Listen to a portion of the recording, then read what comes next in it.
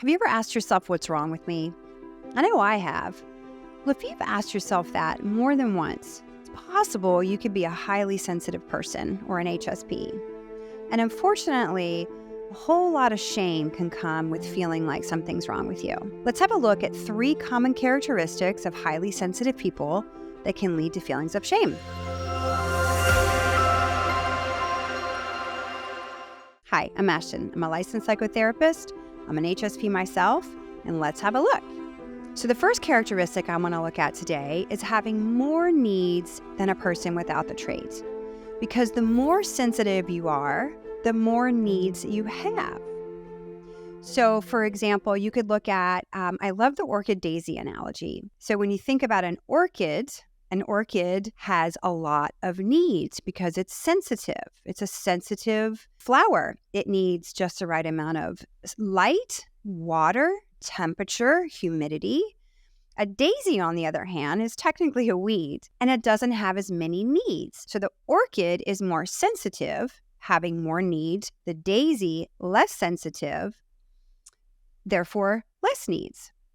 So an example from my life is sleep. When I was growing up, I was always called high maintenance, which is not really very kind, especially if you don't understand your sensitivity. And I didn't discover that I was highly sensitive until I was, honestly, in my late 30s, maybe even early 40s. So being called high maintenance didn't feel very good. It was actually pretty mean. And I was that kid that always wanted to sleep in my own bed. I can even remember being at sleepovers or slumber parties when I was really young, and you'd have all the little girls sleeping in one, like in the living room, and everybody has a sleeping bag. Well, that was a nightmare for me because I would be up all night long. When you're sensitive, you're sensitive to sound and movement and temperature and other people's energy even. And so I couldn't sleep. Another way that we can seem like we have more needs is with things like the clothes that we wear or the temperature.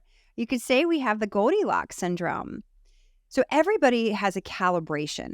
So let's take temperature, for example. So for one person who's not highly sensitive, doesn't have the trait, maybe they don't get too hot until it's 100 degrees or too cold until it's 30 degrees because their calibration is not as, it's further apart.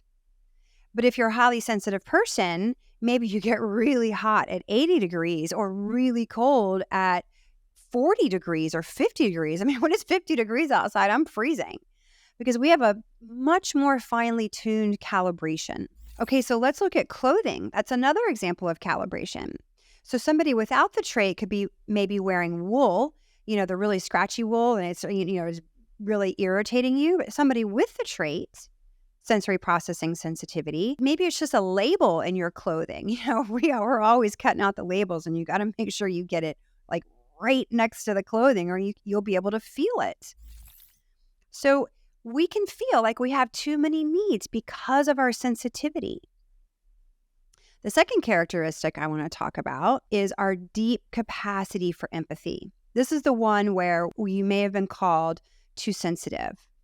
If you're a highly sensitive person, you've most likely heard that somewhere in your life. Oh, you're just being too sensitive. And it's because we feel so deeply and we have such a tremendous capacity for empathy. So in our house, we have a catch and release rule.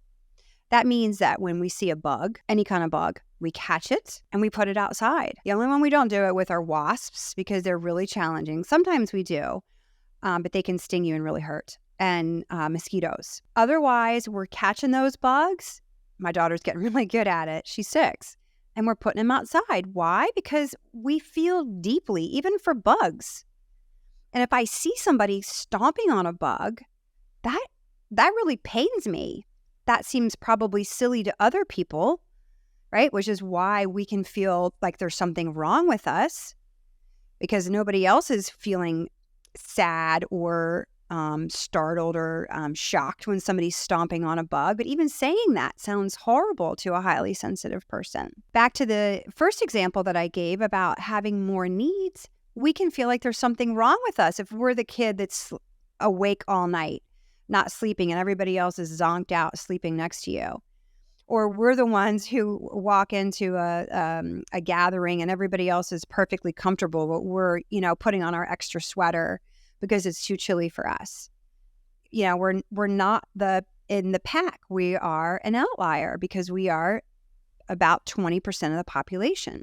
Okay, looking at that second characteristic, the feeling deep empathy and our capacity to feel so deeply.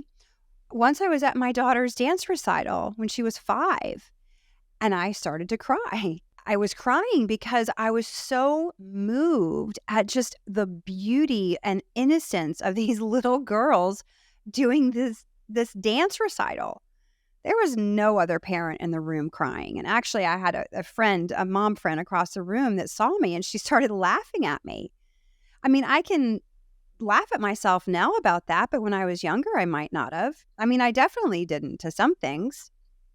There can come a great sense of shame when we are different from others. So if you find this information helpful, hit the like button and consider subscribing, or even share this video if you think there might be another highly sensitive person who could benefit from hearing this information. It really does help us feel more normal. So the third characteristic I want to talk about today is overstimulation. We know that one all too well. You could think of us as highly sensitive people as having 100 antennas taking in all this data from the environment, rather than someone who doesn't have the trait, maybe they have 10. If you're thinking about things deeply and you're noticing everything and your nervous system is overstimulated because the temperature, the sound, or the light, it's a lot. So for example, I really struggle with amusement parks. You might even ask yourself, why in the world do I go? Well, I also have the trait, the high sensation seeking trait, which I'll talk about in another video, which makes it really interesting to be a highly sensitive person. And so I do go sometimes. And I'm the one that's getting off the roller coaster crying sometimes, where everybody else is getting off just woohoo, high-fiving each other, and wasn't that fun, and smiling. And for me, it's like, why did I just do that? That was so much on my nervous system and so much on my body. Another example is, we always get the early, we in the United States here, we say the bluebirds because, and I don't mean to be disparaging, we are at dinner at 5 o'clock. Why? Because there are typically less people in the restaurant at 5 o'clock. So it's not as noisy.